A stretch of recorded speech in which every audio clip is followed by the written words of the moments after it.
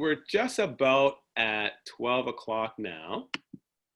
So in the interest of going forward, I would like to welcome everyone to welcome everyone this morning to Ask the Professional series being put on by the BPPA to support our community, particularly through this time.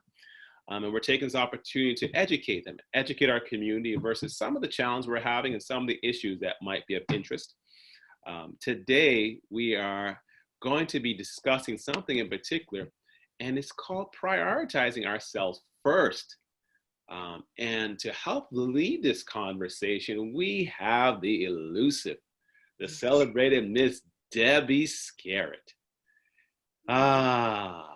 Celebrated performing artist, a wellness professor, and let me make sure I say this correctly, a creatress. Creatress of AfriCorps. Yeah. Hello, Miss Debbie. How are you doing? Good day. I'm well. Thank you for having me. Thank you. How are you? You know what? I'm not too bad. I'm not too bad. I wish it was sunny, a little more sun outside, but that's okay. Besides that, I'm not too bad. Right. Good. Thank you so much for having me. It's great to be here. No problem. So we're going to be talking today about things such as prioritizing oneself first. But before we get into that, let's talk to you, Debbie. We want to know a little bit about you and some of the stuff you do. Is that fair? Sure. Well, I would like to say that I'm an artist first and foremost, a performing artist. And in all of my other endeavors, I'm anchored in an artistic expression. Okay. So I have been a registered massage therapist for 20 plus years. And I'm a dance teacher. Of course, with respect to performing arts, my specialty is dance as a choreographer still. Mm-hmm. I've become a breath master, which is someone that has been training under a master and understanding the power of breath work and how that is used to detoxify and relax the body, and a plethora of things. As well, I specialize in women's wellness. So I'm a women's wellness practitioner, and I do quite a few modalities for women in the guise of self-care and many other things, right? But multiple hats indeed. I was talking to Gavin a second ago. We were just talking about the need of multiple hats. Well, yes. Let me ask you something. You brought something up that sounds a little bit interesting. Mm-hmm. Breathworks. Yes. Talk to me about that. Give me an example. What is Breathworks? Well, I would like to actually take you all on a journey, if you don't mind. That would be great. Yeah. Okay. So, and we're not going to do anything too elaborate, but I'm going to ask everyone to make sure that they're sitting down and their feet are just connected to the floor. Mm-hmm. Mm-hmm. And I know depending on where you are, I would advise that you soften your gaze. And what that means is just like, instead of having your eyes like this, that you're just really almost like you're ready to go to sleep, or if you feel comfortable or safe enough in your environment, close your eyes. Mm-hmm. And just for the sake of time, I'm just going to cue. So I would like to get to you to have one hand on your chest and another hand on your stomach. We're closing our eyes. And when we breathe in, so we inhale, I just want you to inhale normally for a couple of breaths. So can you just breathe in with me? And out.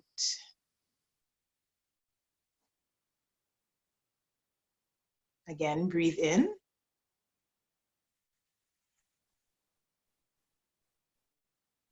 And out.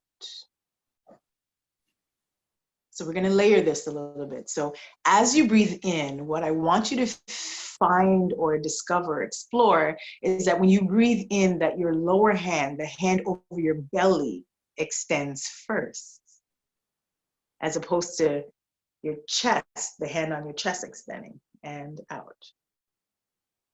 Good. Breathing in, and expand your belly.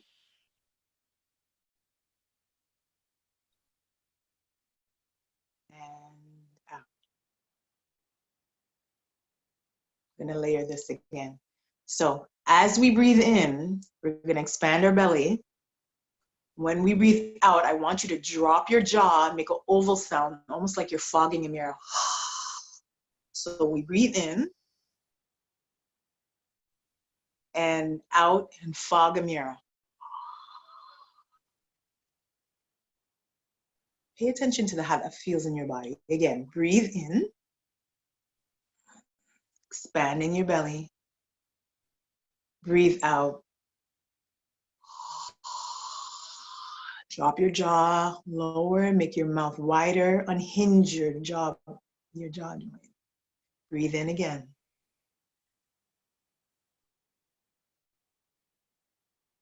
And out.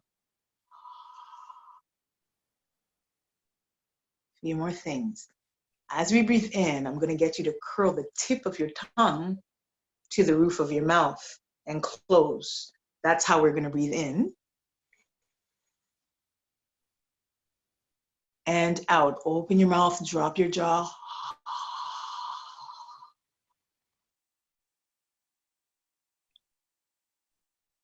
Two more times like that for me. Breathing in.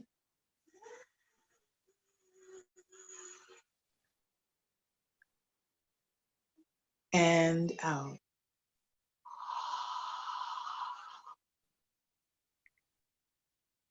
Last time.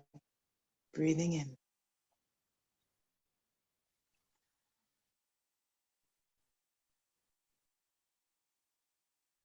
And out.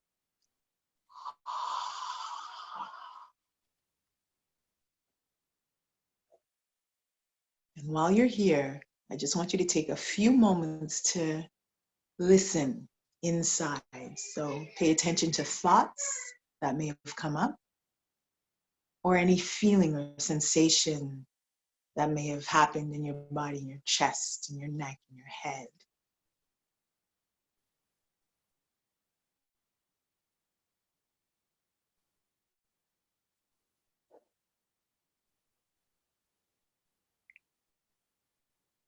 And just slowly, slowly, slowly open your eyes.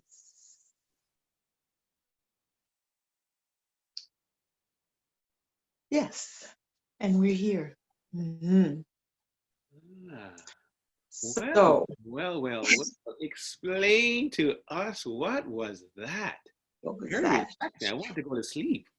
Right. And so this is just a small taste of breathwork experiences that I take clients through, or when I go into either social services or corporate spaces or dance classes or whatever I'm engaged in.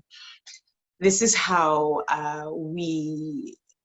teach individuals to have something that is a crucial self-care tool in their back pocket at any time. So before, ultimately the breath, we all have to have it, or else we're not here. We're not in this dimension, obviously.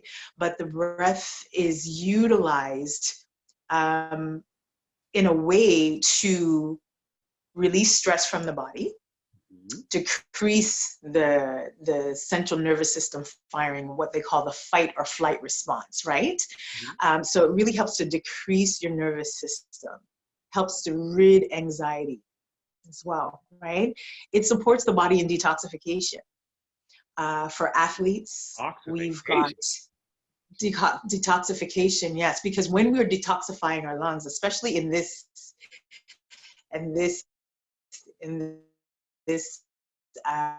global transition with COVID-19 looming, right?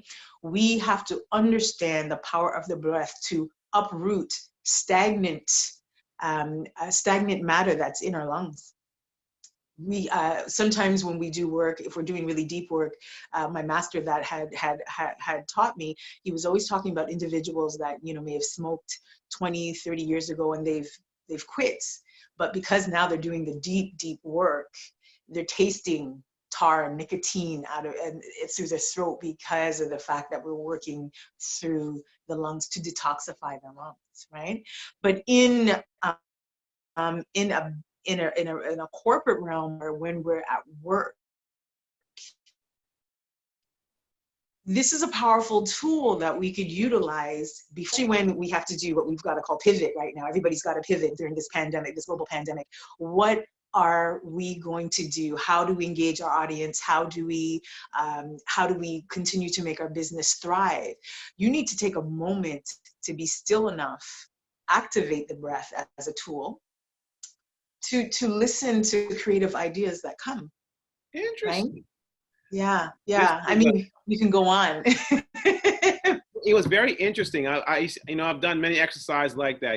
It's part of choir and singing. They're always doing those exercises. Yeah, I've never been done as a tool such that how you applied it. Right. Understand, how do you even get into any of this? Like, when growing up, what influenced you to even go this way to explore this? That's a good question. I grew up in a very in an athletic family, but I also grew up in a very artistically inclined musical family. Mm-hmm. And so going through high school, I was athlete of the year after year, basketball, track, that sort of thing. And I ruptured my Achilles tendon in my final year. So I had basketball scholarships and track scholarships all lined up and that sort of thing. Achilles tendon popped, and that was it for me. So I eventually, fast forward, I found myself going to a community dance show. And I was like, wow, this is just so my life growing up.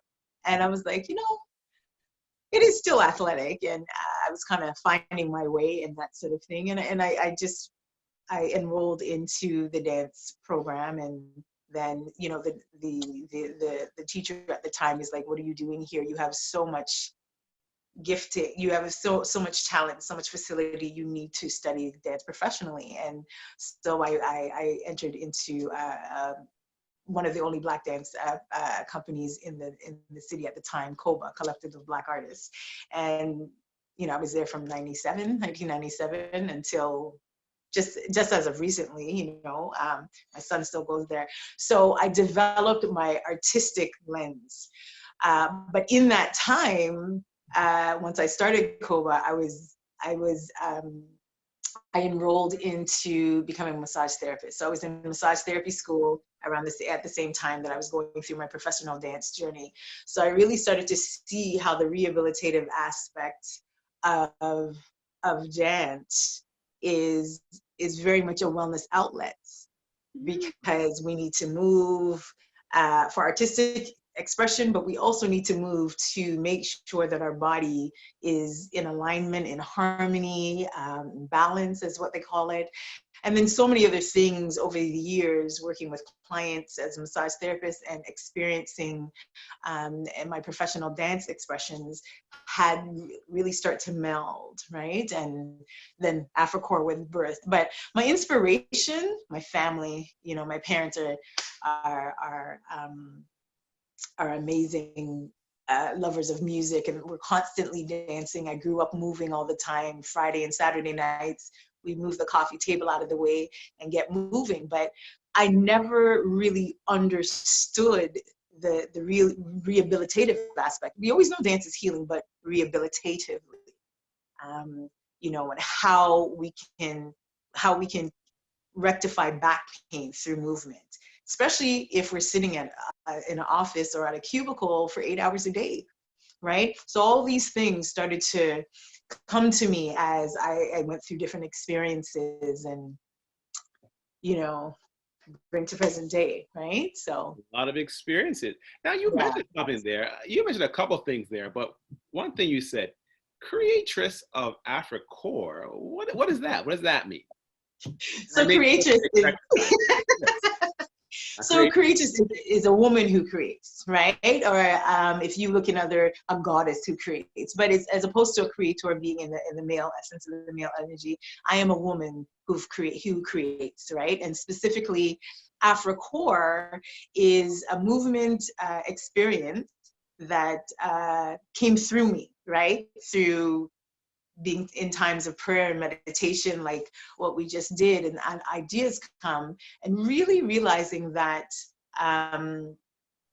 Again, dance has always been a release, or movement has always been a release.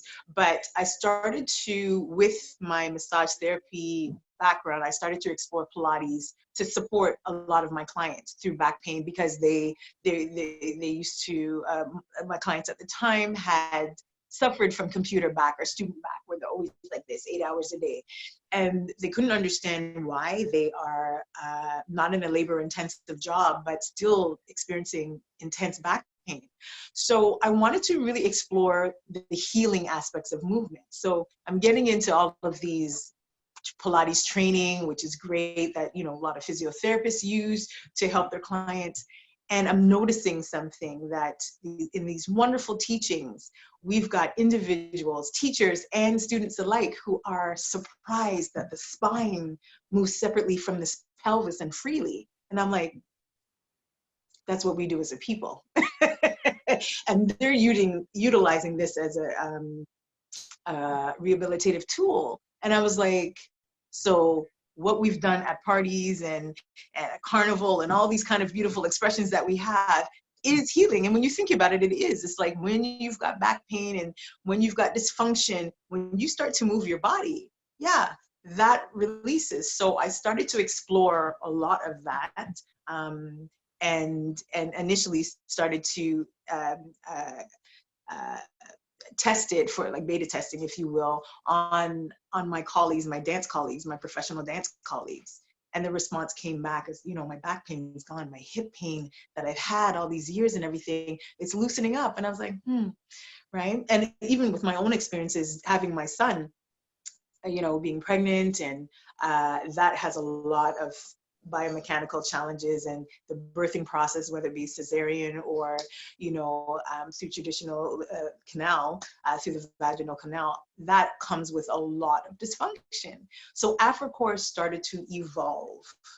And with my students, my dance students, young ladies who may have cramps monthly, once we start to do the work, it's like, wow, right? And so this movement is a very integral aspect of my wellness and self-care, right? So let me, what you're describing, that's a different term. You said movement wellness. Yeah. Define that. What is movement wellness? What does that mean? Well, movement wellness is, our body is not designed to be stagnant. And tapping into the wisdom of our elders, my parents would always say, for example, if you don't use it, you'll lose it, right? Or or in a typical Bajan, if you don't work out, you'll rust out, right? That's what it means. That's what they would say. So when we are sedentary, not only is it bad for our cardiovascular system, you know, but it is horrible for our joints. Our joints will stay, our connective tissue starts to adapt and get concretized. And then the things that we used to be able to do before, we can't do it. So when we have individuals who are bus drivers or Uber drivers, individuals that are working hours and hours at a computer, that, and we're staying in a flex position all the time, it is causing our connective tissue to get hardened and solidify. So the concept of dance wellness, or movement wellness rather, is to open up the body, allow the joints to freely move. So there's circulation through the joints, circulation cardiovascular through your respiratory system. Of course, it helps to connect, because your moods change in your nervous system. And then you find that you're in a state of a heightened state or optimal state of well-being. So it's the movement that does it. Now, that makes sense. That makes a lot of sense if you are naturally, you know, ascribed to be a dancer. But what about the average individual that may not do so? How can they maintain that type of balance of movements if they are at the computer? You know, well, you know, and one thing that and I'm seeing it, you know, in the midst of COVID-19, when I'm connecting with friends, looking at family members, and they're just like, oh, you know, I'm being so productive now because I'm home. But every morning they're like, back and everything, but they're automatically just doing it, right? They're automatically creating rotation in their body, rolling their shoulders, getting up ideally every half an hour, we should be getting up and moving our body. Otherwise, when we get up after maybe 2 or 3 hours of sitting, we're like, oh, you know what I mean? Mhm. So little exercises in the chair, opening up your chest, and I would love to take you through that later on if anybody's interested. But Okay. ultimately, we should not be sedentary for more than a half an hour at a time, if not at all. And there are other ways that we can mitigate that. Thinking of a yoga ball or what they call an exercise ball, instead of sitting in a chair that is dead, it's not moving. But if we start to supplement our chair with an exercise ball, now we've got some buoyancy and our body is forced to stay firing and stay mobile as we are working on the computer, for example. You know? Mm. So sitting Mm-hmm. on a yoga ball, I can't lie Yeah. to you. I can't really envision myself doing that. Well, maybe I could. I just haven't done it. Right. Well, And that's why I'm so, right. yeah, that will help bring about balance. It helps to bring our body into more alignment, and balance is a very it's an interesting term and it's relative, because a lot of individuals would say that our body can't, our lives can't really go into 100% balance, right? More so alignment. But ultimately, when we're talking about balance, is that things are in alignment and we're able to flow at an optimal level. But in reality, life throws us many curveballs. So balance is not necessarily what is attained, but we're coming closer to alignment, right? Closer to alignment, for that optimal or homeostatic balance, that you will, right? But balance is like that the epitome of perfection, and we know that life is not Very fair, very fair. Listen, right, everybody right. is out there throwing out to everyone as we're going through. If you have any questions, feel free to either put them in the chat or unmute Yes. the mic, and we'll go through as we continue to go through. Okay. Yeah. Very interesting. Yes. Okay. So let me change the direction a little bit here. I want to get, because you mentioned a few things that are interesting. You also talked about prioritizing you. Yeah. You talked about balance, or at least getting some movement there. What do you mean by prioritizing you? What is exactly that? Well, I'm sure we've heard this analogy umpteen times with respect to individuals that would be in a plane. Mm-hmm. And God forbid if the plane crashes and if the oxygen mask come down, you've got to put the oxygen mask on yourself first before you put it on your child or anybody that and even though it's used so much, it's very true. Ultimately, when you prioritize yourself first, meaning that you are making your self-care number one priority or not an option, then you're filling yourself up, and then you are able to relate to your family in a better way, right? Because you're calming your nervous system down, you're clearing your thoughts, you're relaxing yourself, so that you're not going to be snapping at your partner, you're not going to be snapping at your children from your own issues, you're not projecting, right? You're not going to be snapping at your colleagues when they may be asking you a question. It's like, what do you mean by that? But if you're in a state of more alignment and you're checking yourself, doing things like breathing and grounding yourself, and really understanding where you are in this moment, then you can relate to another individual in a less confrontational way, right? Not to say it's going to be perfect all the time, but it is more, we're creating coping mechanisms. And I find, especially in my experiences, what I've started to do with my son, who is 9 years old, and it's always mommy, mommy, mommy, and I always have an open door policy with him. But when there's times that I need to really, before I just, just kind of go off a little bit, or really go off the rails in my mind, I have to, even when he comes in, if I'm taking a soak in the tub or something like that, I'll say, sweetheart, mommy needs to take care of herself right now. or else I won't be able to take care of you. So give me some time, right? And I think, not that I think, we do have to condition our families to understand what that means, especially at a young age. If we start to condition our children that way, we don't feel like we're just getting sucked away, everything sucked from us, right? Especially during this time when we're always together, which is a beautiful thing.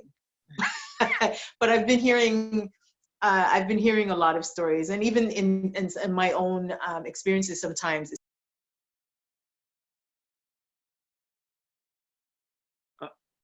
Uh-oh. Myself. I've got to check myself. Lost you for a second there. Okay, there you're back.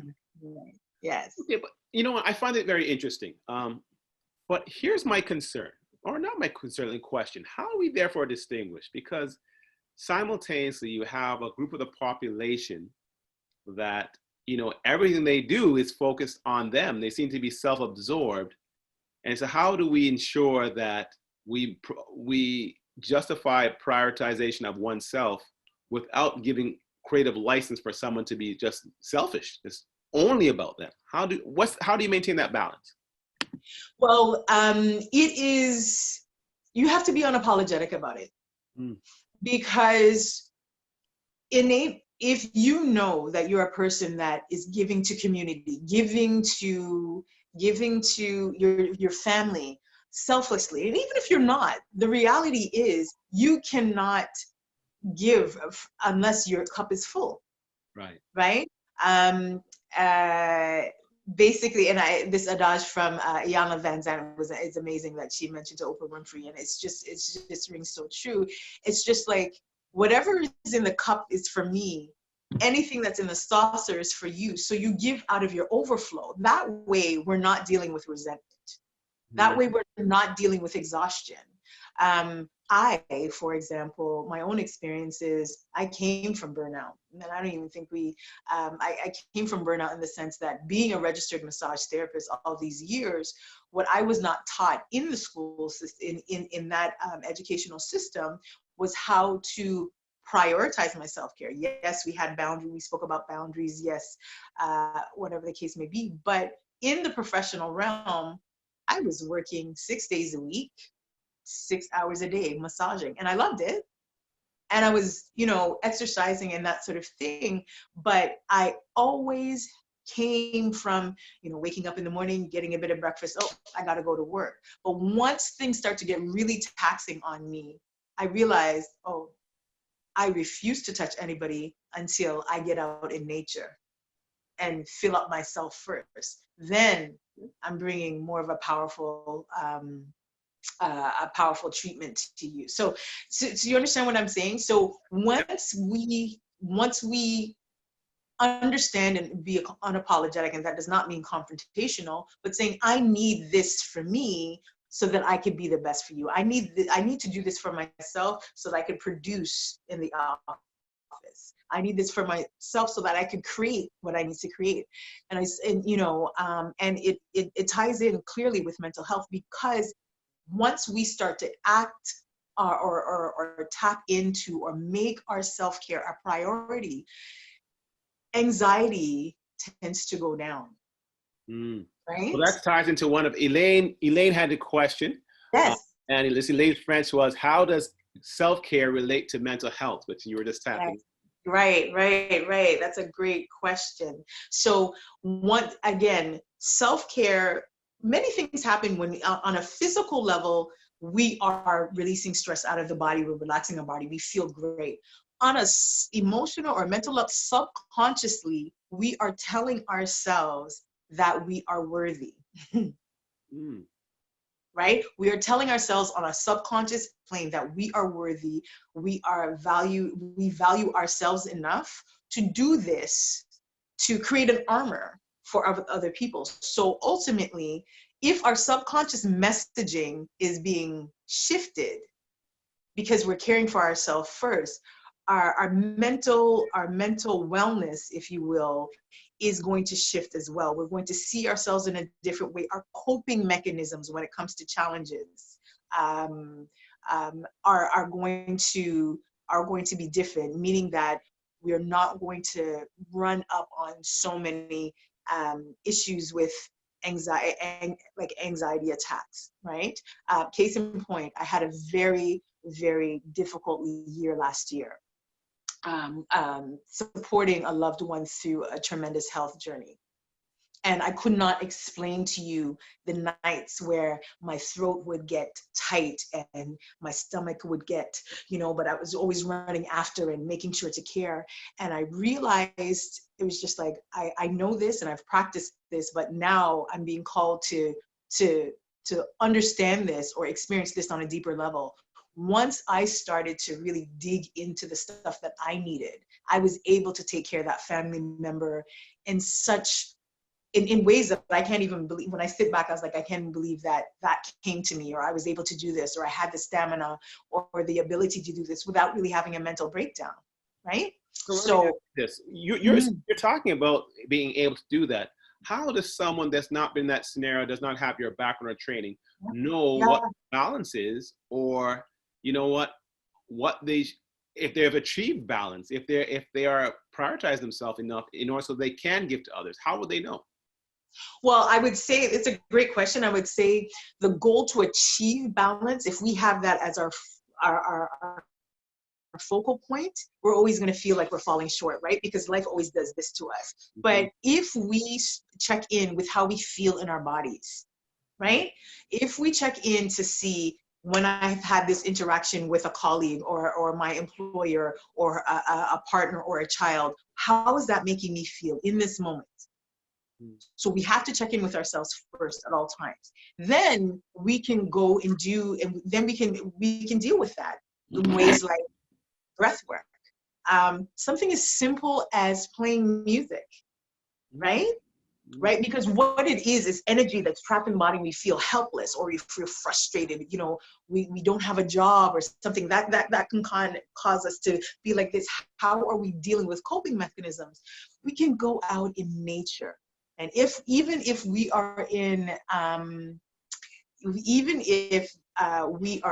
cold countries, in the winter, for example, in Toronto and that sort of thing, we can find sweet spots in our home where the sun comes in, right? So we don't have to have all these elaborate professional, this skill set as a professional wellness professional as myself, but you're doing things that just ease your mind. And our community embodies those things naturally, but we don't think that it's self-care. We're connected to music. We're connected to dancing and movement. We're connecting to socializing and laughing. So that's actually interesting because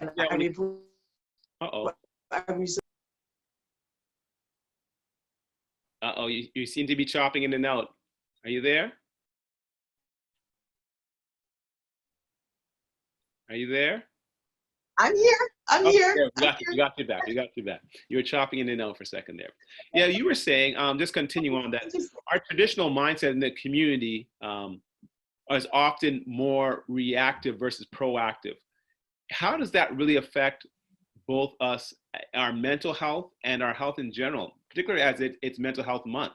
How does right. So there's and it's great to see that the trend is shifting. I believe that the mindset is definitely changing with the younger generation and just like the onslaught of wellness initiatives all around globally. But we are used to, oh, I'm fine. If anything feels off, oh, I'm fine, until something really explodes and then we have to go to the hospital. A lot of times that could be from the fact that we've come through a lineage where back home, wherever home is, you would have to pay so much money to go to see some healthcare provider, or you come from an experience where you are surrounded by so much nature and everything, and you had grandparents and great grandparents that would take a bush and do this. You don't need the doctor yet, right?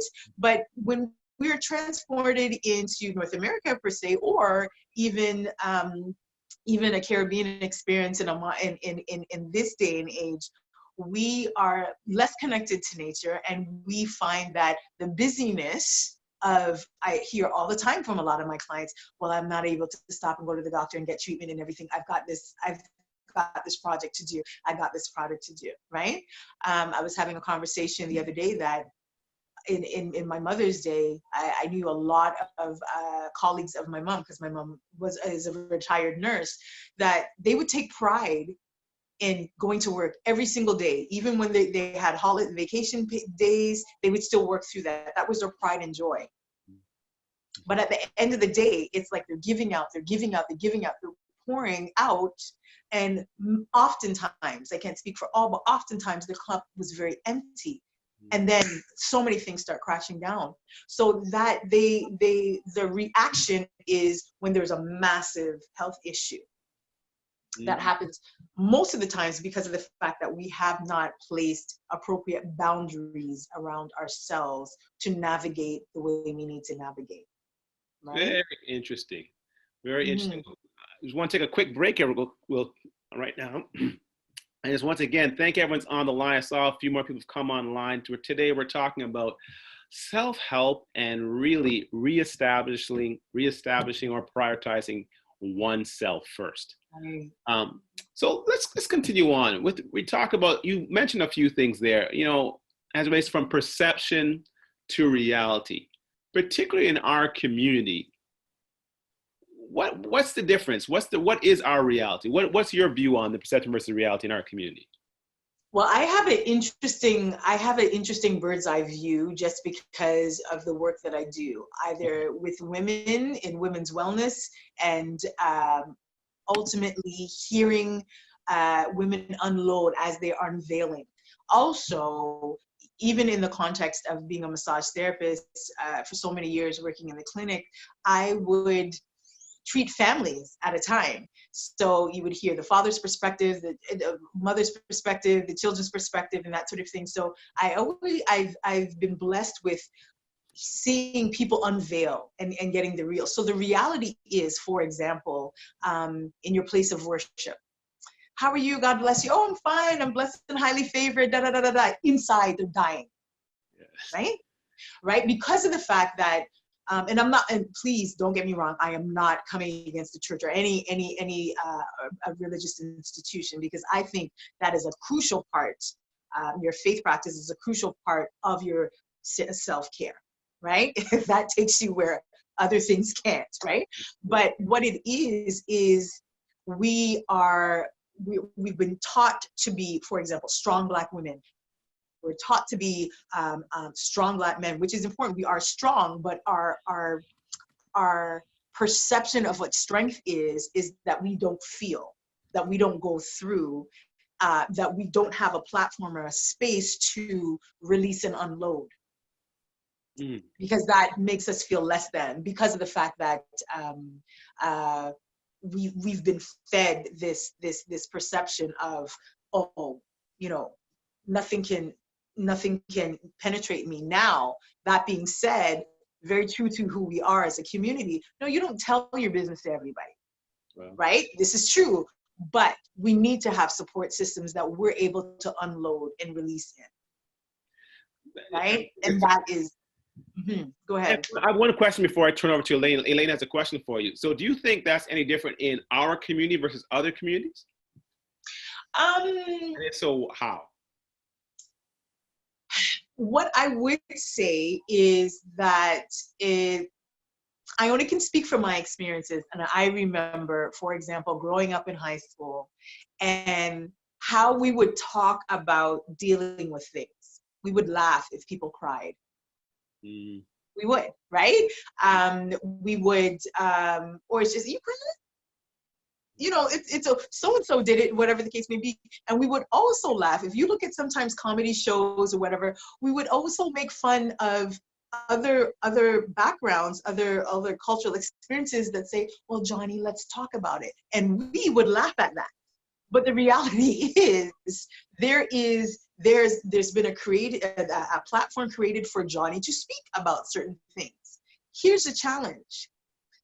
Where it gets tricky is our children or even adults for that matter are not viewed the same way if in fact they get into a problem. Interesting. If there's a challenge on this with our youth, or predominantly our men, or even our women for that matter, we do not see that.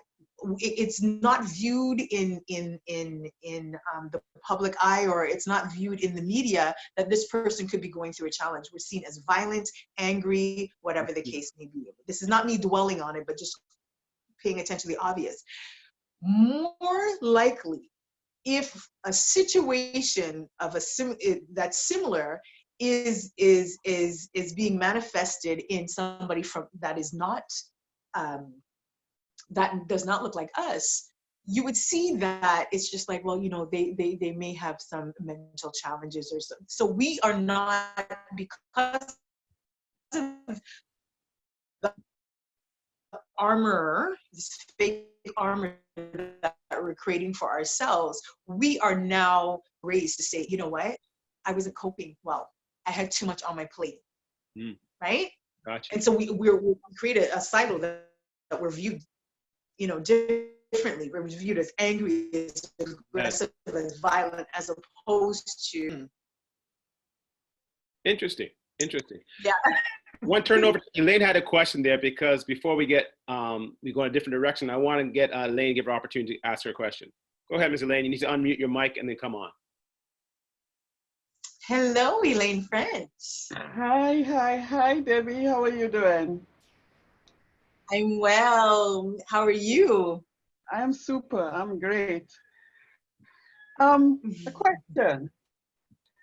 You speak about being aware in terms of self-healing, self-health, right? And when we speak of aware or awareness, it has a particular connotation, in relation to perhaps from a spiritual standpoint. Right.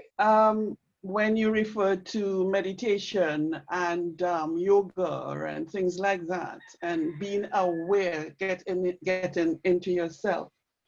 For those who may be unfamiliar with the term, or maybe hearing about awareness but don't know what they need to do, what would you suggest in terms of them starting the process of awareness or becoming aware of them? Because as you know, your inner self is way different to what the outside world has to offer. And we sometimes have a difficulty in going within to find the answers, because we have been taught to reach outside rather than reaching within. So what would you suggest in your experience in terms of how does one start to go on that journey? That's an amazing question. Island of St. Lucia, what a deep and thoughtful question. Yes. That's a reservoir of wisdom flowing out. It's beautiful. Thank you for the question. And one thing I want to refer back to how I deal with young Caleb, King Caleb, which is my son, our son. And one thing that I'm teaching him, and this goes back to Elaine's question with respect to how, if someone's not aware, my son is 9 years old. And a few things that I do, if something has happened to him, if he's frustrated, right? The first thing I ask him, if I can get him alone and everything, is once he calms down, of course. If I get him to breathe, sometimes he's frustrated about the breathing, so we'll just leave that alone until he's in a state. But I would ask him where he feels that in his body. And it seems weird, but it's interesting because he can identify, I feel fire around my head, or I feel flames around my chest, in my heart. Right? So once, as Elaine was asking, once we start to allow ourselves to identify what that is, in our body, that's one thing. And just want to shift over. I remember working on a project, and it was so stressful working with students and everything. And I literally remember feeling my organs aflame. Like I felt on this side and this side and that. So that was identifying the body. So I used that experience and use it on my son. Where do you feel that in your body? Number one. Number two is when we get into even a state of stillness, if you can, I would advise individuals try to stay still through prayer, meditation, that saying out of sacred text, be still and know that I am God, or, you know, however you identify the Most High to be, but the being still and listening. So when I work with my son, I would ask him after a while when he gets to a calm place, what do you hear? What do you hear? Mommy, I hear our TV. No. Inside, what do you hear? So attuning him to that still small voice as that navigation system. And 9 years old, I mean, he was doing it younger than 9, but it's like after a while, you know, he was, I hear frustration. And I was like, okay, what else do you hear? I'm blessed, Mommy. I hear that I'm blessed. I hear that I'm a king, because those are the things that we feed him, right? So going back to what Elaine is saying, again, just want to reiterate 2 things. Making sure that you can identify what you're feeling and where you feel it in the body. And number 2, tapping into listening, just being quiet and listening. Sometimes that means just you won't hear anything except for mental chatter for a while. That's fine. But what else can you hear? Can you get quiet enough, and it takes some practice, so you can hear that still small voice to say, relax, let it go here, you're fine, it's okay. Do you know what I mean? So once we start to develop that internal compass or that internal atmosphere, now we have coping mechanisms far beyond outside reach. And I really identify with what Elaine is saying, because of the fact that what tends to happen is when we're always seeking advice from outside or guidance from outside, when everything hits the fan and those outside support systems can't help you, they're not available, they turn their back on you, or they're just not mature enough or ready to handle the weight that what you're dealing with, then you're totally derailed. But if you have that internal compass, so let me ask you this. Let me piggyback on that. Miss Elaine, that was a really deep and a phenomenal question. If we're going to talk about from our external, from the outside, what can we draw on the inside, particularly as we're looking with life today in the new quarantine realm? What can, if we able to draw inside, how will that help us? It is going to help us in so many ways. First of all, ultimately just calming ourselves from the inside, like we had mentioned before, that anxiety piece, right? If we are attuned to our internal compass, that still small voice, some of us identify as a spirit, the Holy Spirit, however you identify that, the more that you listen, the more you hear. That is going to give us clear direction. That is going to open up, expand us to things that we did not think that we could do before or handle before. So we're in a quarantine. The first week of quarantine, I love being an educator. I'm not the greatest educator of elementary school students. My son is an elementary school student. How am I going to do this? Literally had to find that time. Sometimes the weather was too cold, but I'd find a little nook in the kitchen where the sun is coming in, where I would just sit and ground myself and just listen. And then creative ideas start to pop up. Okay, I'll do this with them, I'll do this with them, I'll do this with them. We can translate this in the corporate arena as well, right? Many businesses are collapsing because of what's going on. How are we going to do this? If we get still, sometimes you write what you hear. Maybe even write what you're concerned about and stay still.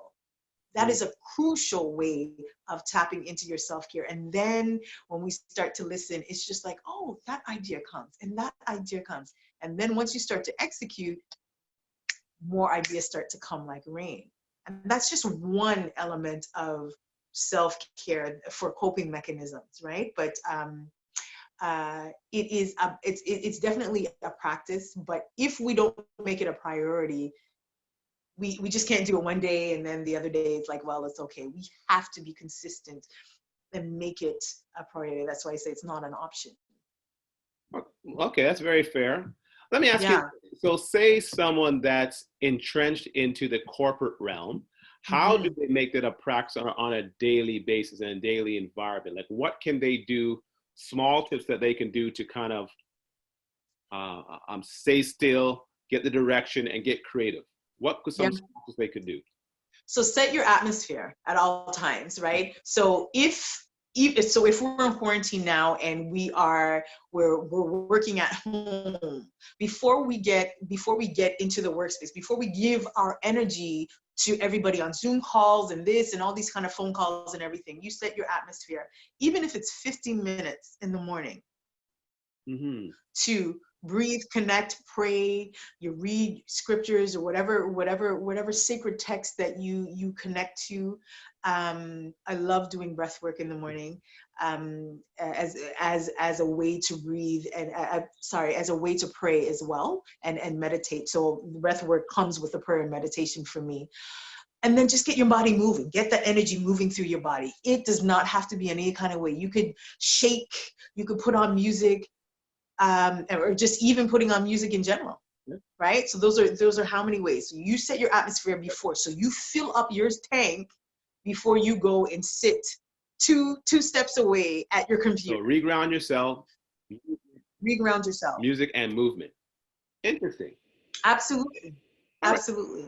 Because when we think about it, if we had gone to a party or a fete or a jazz festival or something, what we say is like, oh, that was so great.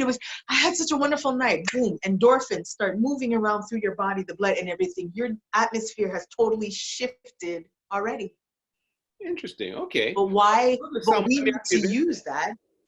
Let me ask you a question with that, because that works, but that's not part of people's normal routine.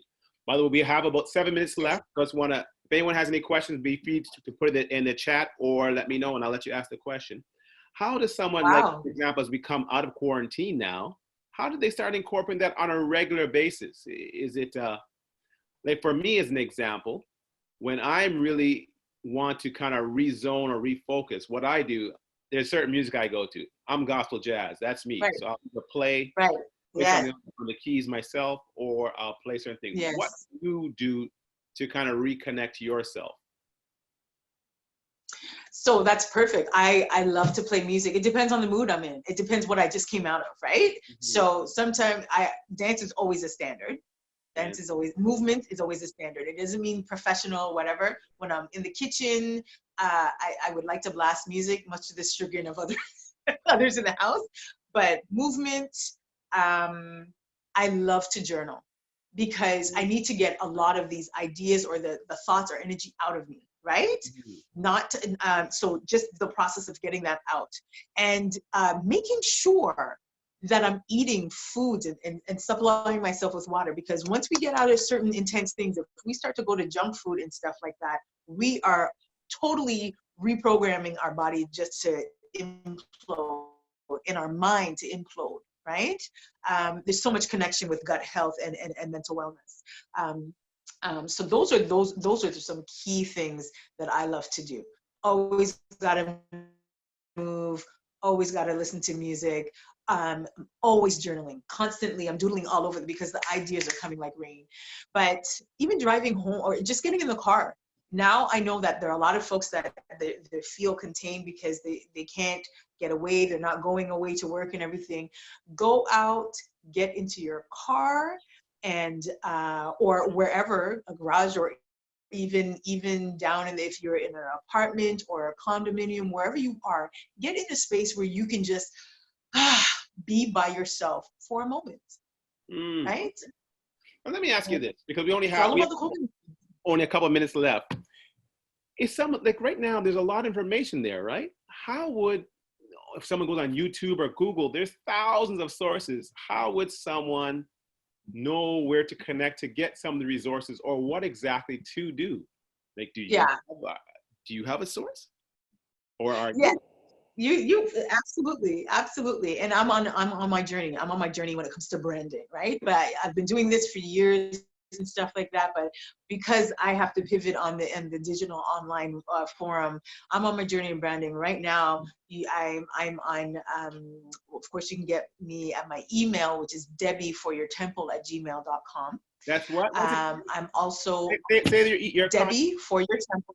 Debbie for, so that's Yes. Debbie F-O-R or Debbie number 4. F-O-R. Okay. F-O-R-Y-O-U-R.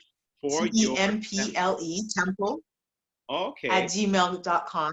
At Gmail. I'm also on, I'm also on Instagram as well. And I have 2 Instagram accounts, one for my performing arts things and other things for wellness. So For Your Temple Wellness, at For Your Temple Wellness on Instagram. Temple Wellness. Okay. I'm also at Abundance Project on Instagram. Okay. And I'm also on Facebook, Debbie Nichols Skerritt on Facebook, and I do have a Facebook fan page For Your Temple Wellness. Phenomenal. I was saying I don't have a lot, but I do have a lot. That's actually great. Okay, last question for you. By all means, if anyone wants one more question, by all means, put it in now because we only have about 3 minutes left. Coming out of quarantine, what's the one thing you would like to see?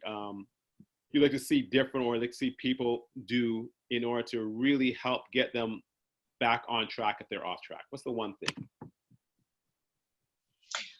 Community, build community. Because we need to connect with each other, connect and be stimulated from each other. We need to be encouraged by each other. We need human connection. And a beautiful way is to build communities because we have support systems. Once we have support systems, the reservoirs that we can pour into and pull from when we need it, especially within our community. And this should show us that we have everything we need as a community to thrive the way we want to, because we are a creative people. We're geniuses. We know how to make something out of nothing. We've proven that in history over and over again, and beautiful, vibrant things out of nothing. And that's what I would love to see our community band together in those ways and incorporate wellness, especially mental wellness, as something that is a normalized thing to address and support and nurture. Well, Debbie Nichols Skerritt, I tell you, we'll learn about movement and wellness and how to realign via breathworks, grounding, creative, how to really tap into our inner self. And we thank you for that perspective. It's very interesting. I want to welcome you and thank you for coming today and thank you so sharing with us. You know, oftentimes the thing is, I think that's really the key. We have so much wealth of knowledge, but we sometimes don't share enough. So I appreciate you and I thank you for coming. Before we thank you so much for having me. No worries. Before we shut up, I'm going to turn over to Ross for a quick second there for announcements for next week. Sure. Hi, thank you so much, Debbie. I learned a lot certainly today, you know, about myself and about wellness. So thank you so much for coming out. Anton, thank you again for being such a great host. It's been great. So we continue with our Ask the Professional session this Thursday. Gavin, can we have the flyer up if possible? This Thursday from 12 to 1, we'll have Roger Dundas. He is the managing director of Canovo Media and also Buy Blacks. Roger is really well known. And Roger is going to talk to us about how we optimize our website. So this should be a very, very interesting session this Thursday. So again, on behalf of BBPA and the board, thank you so much for joining us today. Anton, Debbie, thank you for your support.